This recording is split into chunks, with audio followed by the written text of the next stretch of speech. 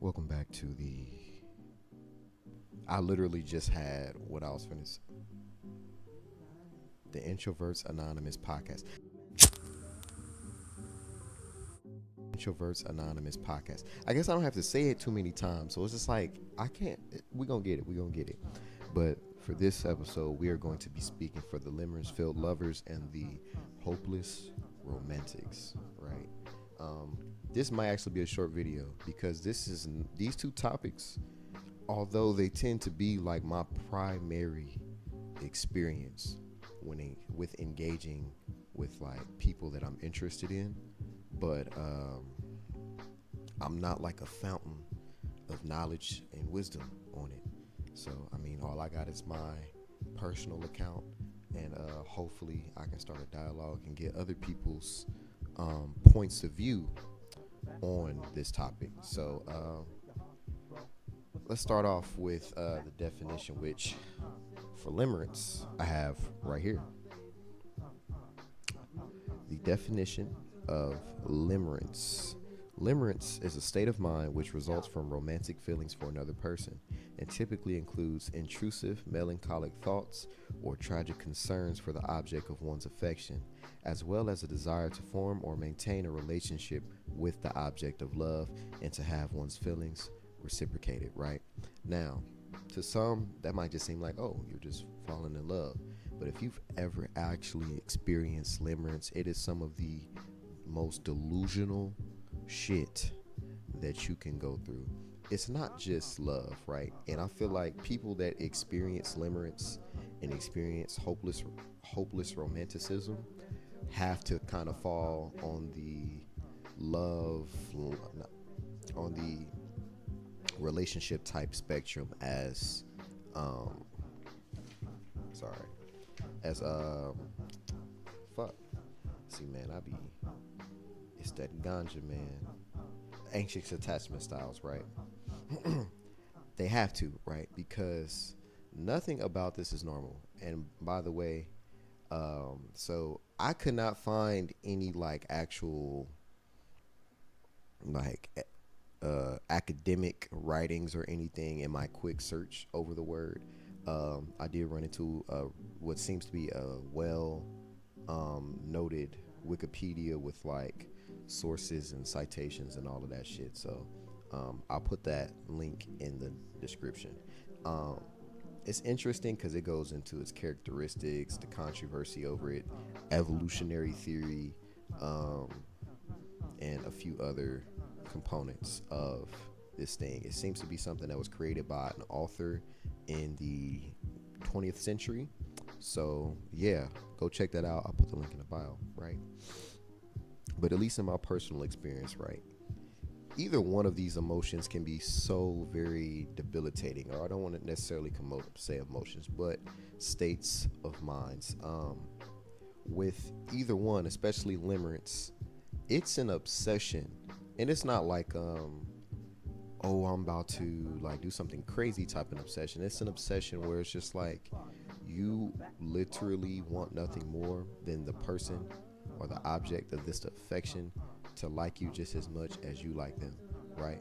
Even though there might be clear set boundaries for your guys's dynamic, you still want them, right? So I would say honestly, if you are in that state of mind, right, and you know it, you know your triggers, you know when you start leaning on that bit obsessive side. For me, it's when I can't go too much long without thinking about that person, like, oh, when is the next time we're gonna hang out, or when should I text them, or I want to send them this funny thing. Like when I start leaning into that, they're taking up a little more mental real estate than what they are owed or deserved, because people, not everybody should have access to that type of real estate in your brain, and they haven't even been around long enough.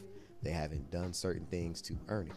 So I know for me, when I start floating to that side of it, I am probably experiencing limerence, right? And for the hopeless romantics, right, I feel like these are two sides of the same coin. However, I definitely couldn't find any academic writings or even just a solid place to get a definition for hopeless romantics. So I'm going to try to explain it as best as I can, right? And somebody correct me if I'm wrong. But a hopeless romantic to me is simply one that hopelessly romanticizes situations in spite of their personal like history or what the situation is actually showing them, which is where kind of limerence and being a hopeless romantic coincide. Because when I feel like I'm experiencing limerence, I do see the person's flaws. Like, I'm not blind to it. It's just that drive for me to want to make things work overshadows by a long shot the actual them being whatever that might be negative. Um, so that's where we have, right? Um, but I did have a question because the term hopeless romantic, we have hopeless in front of romantic. Like I said, that's just one that hopelessly romanticizes certain situations, right? So does hopeless characterize the experience of this type of romantic? I guess that question answers itself, because you could be a hopeless romantic, I feel, but also still have healthy romantic relationships. Correct me if I'm wrong, but that's about as far as that train of thought went. Yeah, I'm gonna touch very lightly on navigating dating because I do not like talking about dating. I feel like it's one of the most over talked about things on the internet, right? But I'm going to try to shed a positive light with these two personality traits, states of minds, as the topic, right? Navigating dating with these two components of your character, insufferable, right? I do feel like people that experience these things with a strong sense of awareness and a good like emotional support system, I do feel like you and accountability is important, right? Because with these things you have to understand, just because you have access to the pool of resources that allows you to have this amount of love and this amount of care and this amount of whatever for a person does not mean that they're going to have it back, right?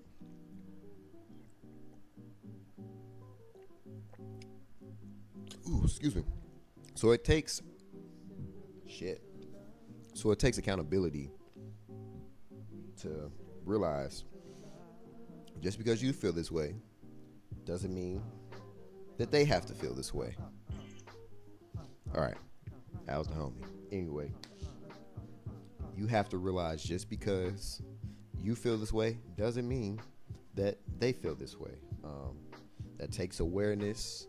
That takes, I would even say, courage to still pursue this person, or to even still be in this person as just kind of being cool, as long as you can keep yourself in check.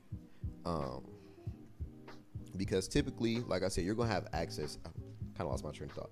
But you're going to have access to, in an actual relationship, like a good, healthy one, you're going to have access probably to more resources of like love and affection than that other person.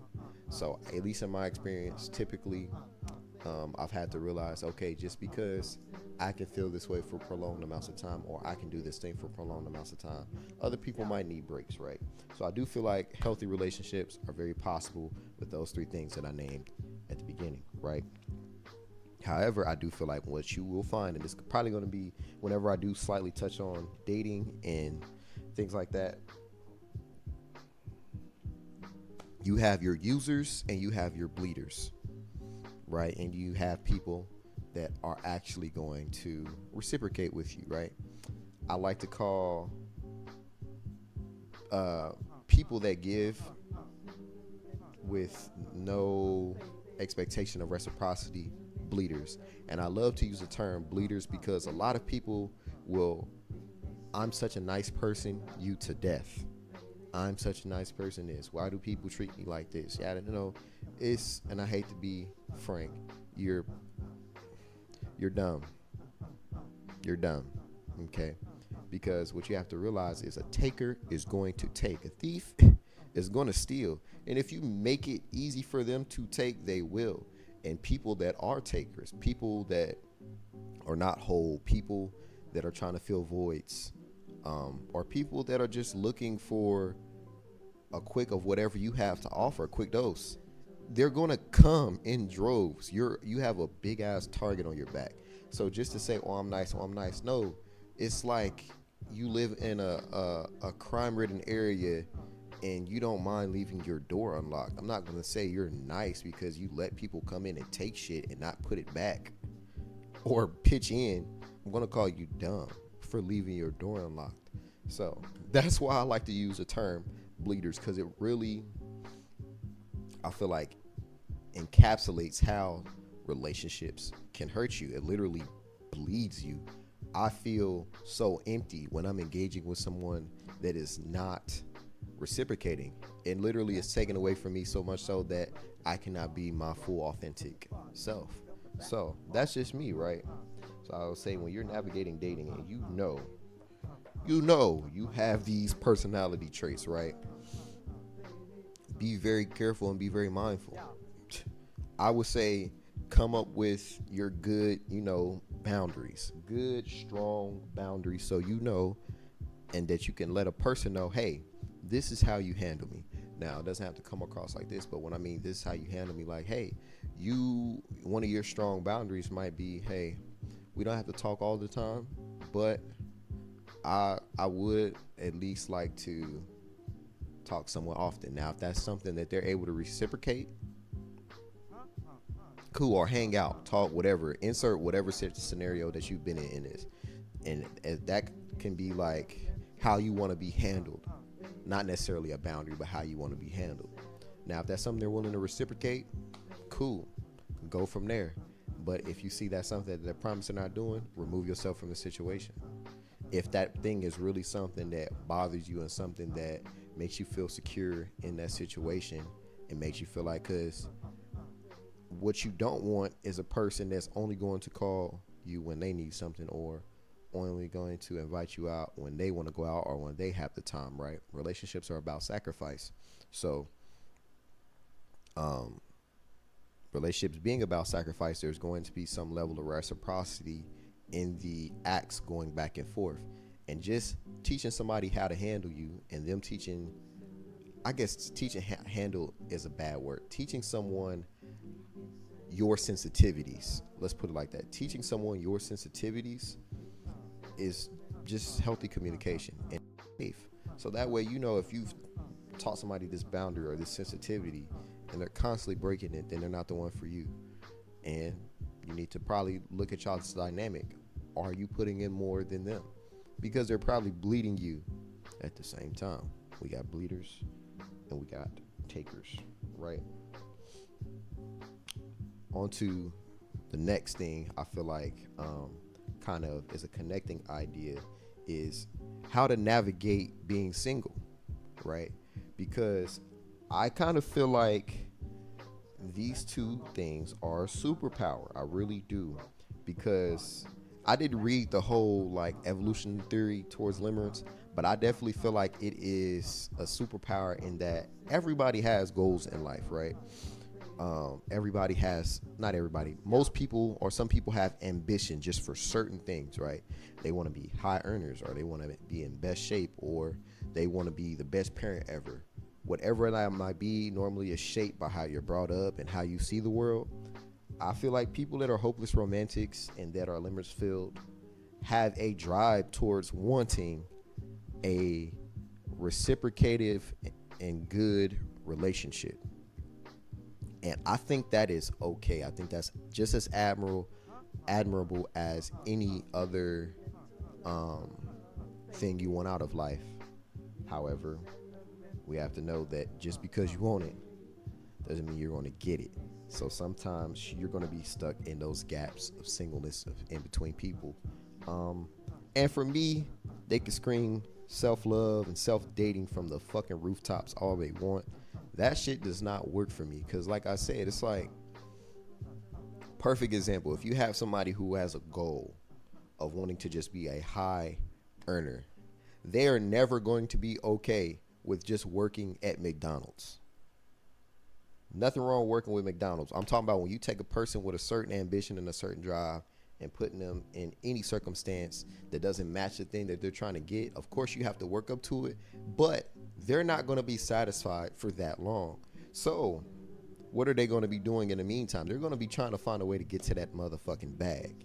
Bring it back to our lemons for lovers and hopeless romantics. That in between time of singleness, you're not probably going to be satisfied with your romantic life, and that's okay. I don't think that these things, self-love, self-dating, I think those are things that help you stay grounded. I think those are things that help you make sure you're taking care of yourself so that when you do run into the person that you want, you are not coming with just a bunch of baggage or coming in a mindset of, I need you to fulfill this role in my life so that I can, grow or yada yada yada. I do feel like those things are important. However, they are not, for me at least, they did not make me feel better. Like, I'm going to be completely honest. So, how the fuck do you cope? This is where kind of that train of thought ends for me, because I don't know. I'm not gonna lie. My way of coping is just working on myself, right? Like I said, it doesn't make me feel any better about the fact of the matter, but it helps me forget it, right? I'm gonna have those little gaps where I think about it, but it helps me forget it, and that's all I got. So I feel like it's a double-edged sword, because are you suppressing emotions a little bit? Probably so, but you're also still working on your body. Like, I work on my body. I read, like I said, exercise, talk to my friends, and do all those other things that are enriching in life, because they take my mind off of it. I'm progressing. Like I said, you are still suppressing emotions at the end of the day. But I honestly feel like until you get what you want, at least off this topic alone, I just feel like, yeah, you're going to be dissatisfied with what's going on in life. And that just is what it is.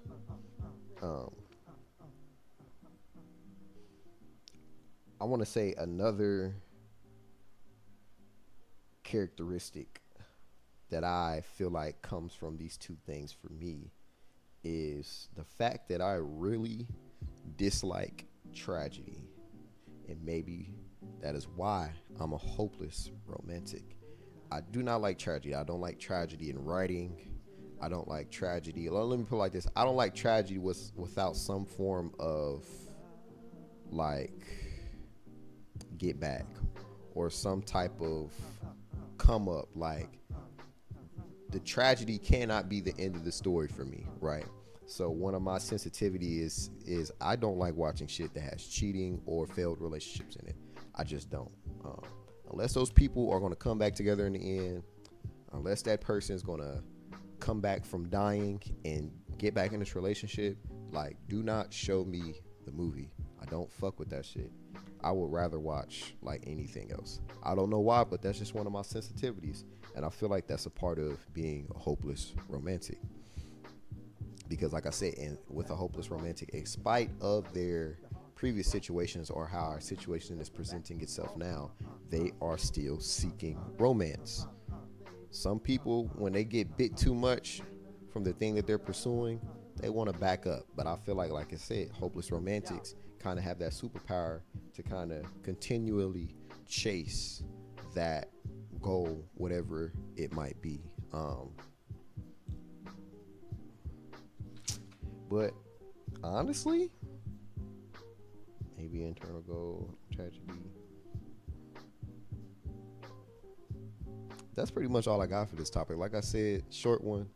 I'm not like a fountain of knowledge and information. I am going to check out that Wikipedia article that I'm going to have linked below that kind of goes more into detail. I would like to kind of learn the history behind the terminology, see if I can find any like psychology or sociology that backs it up.